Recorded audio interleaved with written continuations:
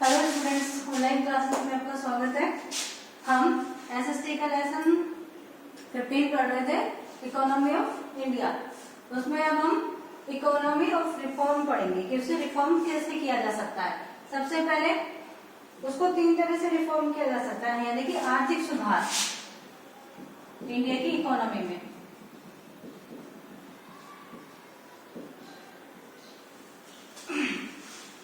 आर्थिक सुधार करने के लिए 3 कंट्रीब्यूशन है, जैसे कि प्राइवेटाइजेशन सबसे पहले होता है, निजीकरण।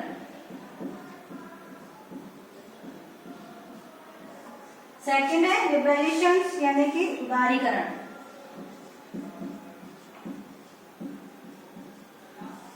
तीसरा है ग्लोबलाइजेशन।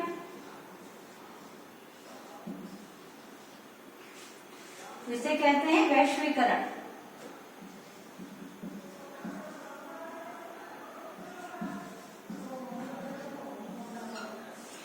सबसे पहले आते हैं प्राइवेटाइजेशन पे। प्राइवेटाइजेशन होता है निजीकरण, यानी कि इकोनॉमिक प्रोसेस, यानी किसी भी सेक्टर में, जैसे कि सार्वजनिक सेक्टर से उसे निजी सेक्टर में दे देना किसी भी काम को, ताकि उसके में और सुधार किए जा सके, वो प्राइवेटाइजेशन कहलाता है। इससे इकोनॉमिक डेवलपमेंट में कुछ सुधार हुए, प्राइवेट सेक्टर्स भी बढ़े, जिससे लोगों को एम्प्लॉयमेंट की भी ज्यादा वो मिली, achievement in economy. The process which increase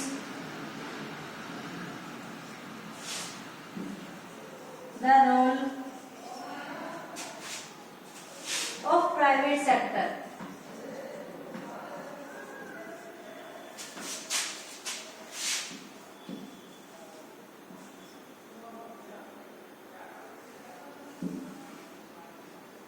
Sectors are called privatization. यानी जिस प्रोसेस में प्राइवेट सेक्टर्स की भूमिका सबसे ज्यादा बढ़ती है, वो प्राइवेटाइजेशन कहलाता है। जैसे कि हम प्राइवेट सेक्टर की बात करें, जैसे कि जितनी भी पॉलिसीज है उनको प्रमोट करना, जैसे ट्रेडिशनली प्राइवेटाइजेशन का मतलब ओनरशिप ऑफ कंट्रोल, यानी कि उसकी का स्वामित्व और जिसका कंट्रोल किसी भी कंपनी का हो, जो सार्वजनिक सेक्टर से ट्रांसफर कर किसमें कर दिया जाए, प्राइवेट सेक्टर में, यानी निजी क्षेत्र में, वो प्राइवेटाइजेशन के लिए आता है। सबसे पहले इस पॉलिसी को अडॉप्ट 1990 में किया गया, 1990 में इसको अडॉप्ट किया गया और इसे एक रिक्वेस्ट के तहत, एक लाइसेंस सेक्टर के तहत इसे स्थापित किया गया, यानी कि जिस कंपनी को जैसे कि जो अधिकार दिए हैं उसे लाइसेंस दिया जाता था, उसी के तहत वो काम करती थी। तो जिससे क्या हुआ, इस प्राइवेटाइजेशन के एस्टेब्लिशमेंट के साथ में जो गवर्नमेंट सेक्टर का बर्डन था वो कम हुआ, और जो पब्लिक का सेक्टर एस्टेब्लिश होने से लोगों को आर्थिक स्थिति में उनका इम्प्रूवमेंट हुआ और मेनी पब्लिक सेक्टर्स इसमें एस्टेब्लिश किए गए, जिसे 1991 में फिर इसे अबॉलिश कर दिया गया 1991 में।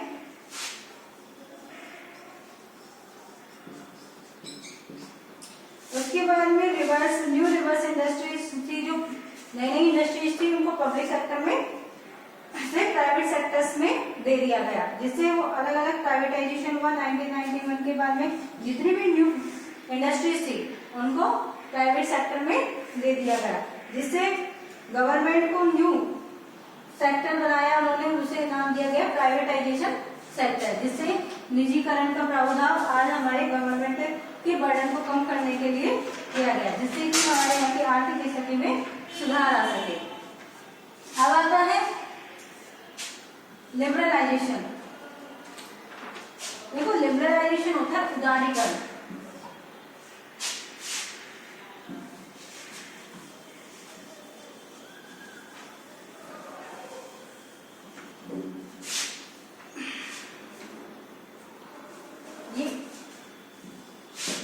लिबरलाइजेशन,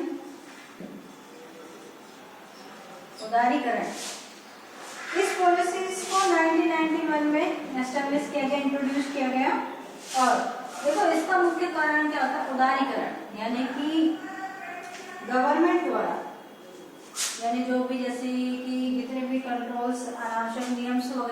एंड रेगुलेशंस चलाई गई थी उनमें ढील दे देना।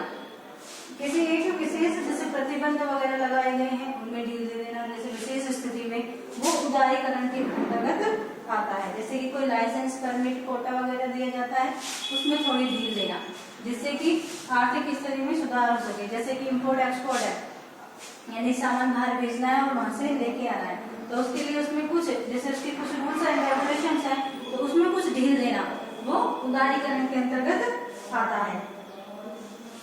एक प्रोसेस है जो रेस्ट्रिक्ट करती है अननेसेसरी कंट्रोल को। किसको? अननेसेसरी कंट्रोल को रेस्ट्रिक्ट कर देती है। अनकंट्रोल्ड रेस्ट्रिक्शंस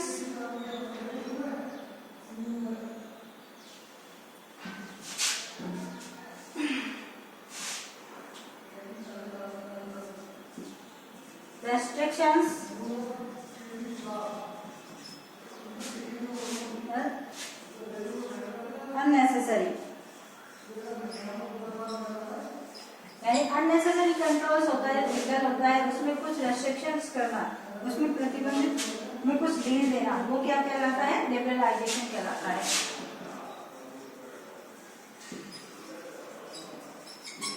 ये 24 जुलाई 1991 में इसे इंट्रोड्यूस किया गया था सबसे पहले। इससे गवर्नमेंट कि जितने भी जैसे कि हमारी इकोनॉमिक स्थिति को सुधारने के लिए इसने मुख्य भूमिका लगाई। जैसे कि भाई कोई काम है उसको बहुत अधिक जैसे कि प्रतिबंध है उस पे लगाए गए हैं, बहुत सारे नियम्स रेगुलेशंस लगाए गए हैं, सीधे तौर पर उसे प्राप्त नहीं कर सकते।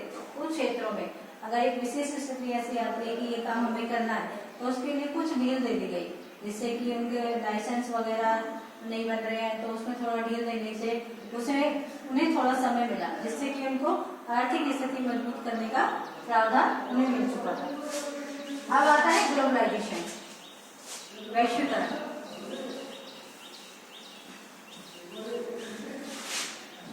वैश्वीकरण होता है connection of different part of world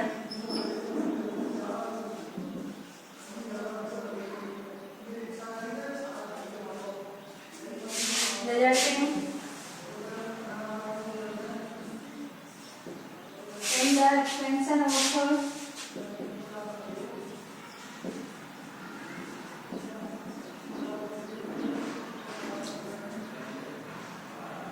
expansions of international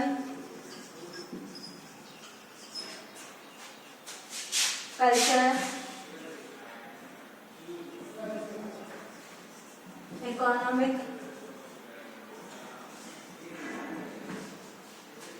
and political activities.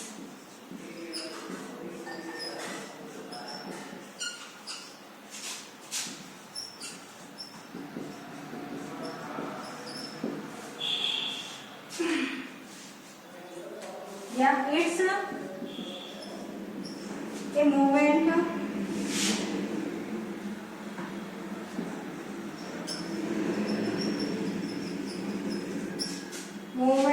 and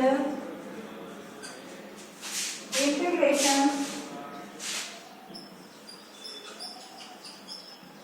of the goods and people.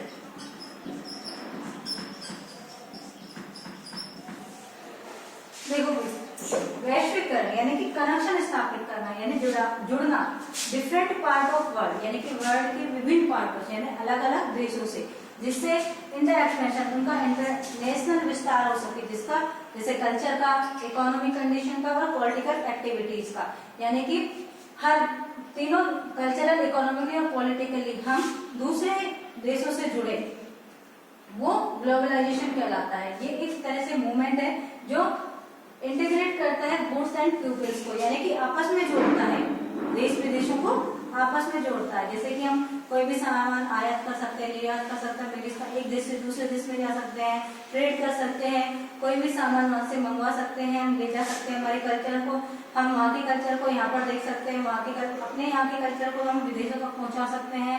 Political activities होती हैं तो बाहर लोगों तक हमारे यहाँ से राजनेता जाते हैं, यहाँ का प्रचार प्रसार करते हैं। और भी कोई काम होते हैं जैसे कि ये वैश्वीकरण यानी कि बाहर की इंडस्ट्रीज का सामान यहाँ पर मंगाना, जाके यहाँ से यहाँ के लोगों को रोजगार मिलना, ये सब वैश्वीकरण में आता है। यानी कि हर तरह से एक देश को दूसरे देश से जोड़ना वो वैश्वीकरण में आता है। वैश्वीकरण यानी कि विश्व को एक साथ जोड़े रखना। अब आता है इसमें चौथा कॉन्सेप्ट है कॉन्सेप्ट ऑफ स्वदेशी।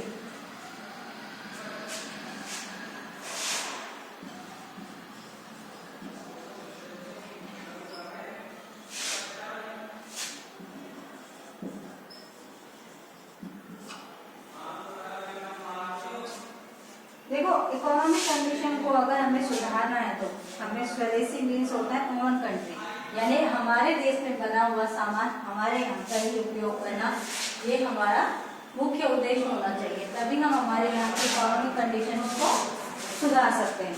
यानी कि हमारे यहाँ पे बहुत सी फैक्ट्रियां हैं, कंपनीज हैं, उनका बना हुआ सामान छोड़कर हम विदेशों से बना हुआ सामान खरीदें तो हमारे यहाँ की इकोनॉमिक स्थिति तो सुधरेगी नहीं, बल्कि बिगड़ती चली जाएगी। अब हमारे यहाँ पे बहुत सी इंडस्ट्रीज है, उनसे बना हुआ सामान है, जैसे कपड़ा मिल्स है, कपड़ा खरीदते हैं, या फिर अनादर मेटल वगैरह जो भी है, जो सामान हम यूज करते हैं, तो उससे क्या होता है अगर हम स्वदेशी अपने सामान में अपने देश में बना हुआ सामान खरीदेंगे तो हमारे यहाँ के लोगों की इकोनॉमिक कंडीशन को सुधारा जा सकता है। और स्वदेशी का मतलब होता है प्रिपेयर्ड बाय अवर देश या फिर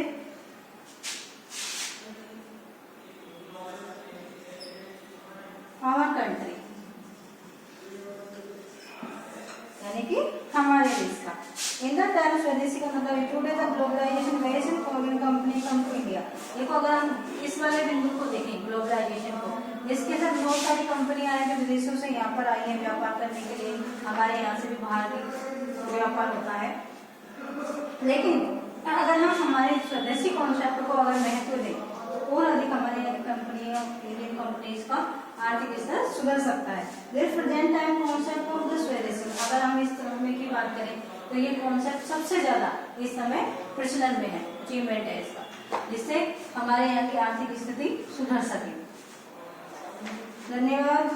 आगे का टॉपिक अगले वीडियो में, इसको रिवाइज कर लीजिएगा।